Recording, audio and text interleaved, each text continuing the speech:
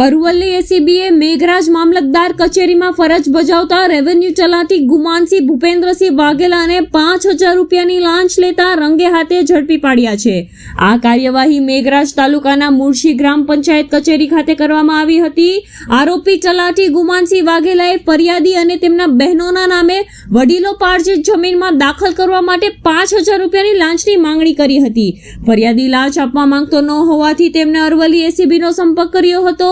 ત્યારબાદ એસીપી દ્વારા છટકું ગોઠવવામાં આવ્યું હતું। ટ્રેપ દરમિયાન રેવન્યુ ચલાતી ગુમાનસિંહ વાઘેલાએ ફરિયાદી પાસેથી 5,000 રૂપિયાની લાંચ સ્વીકારતા જ એસીબીની ટીમે તેને રંગે હાથે ઝડપી પાડ્યો હતો। સમગ્ર કાર્યવાહી એસીબી અરવલ્લી પીઆઈ ટીએમ પટેલના માર્ગદર્શન હેઠળ હાથ ધરવામાં આવી હતી। હાલ લાંચિયા ચાલોથી વિરોધી કાયદેસરની કાર્યવાહી શરૂ કરવામાં આવી છે।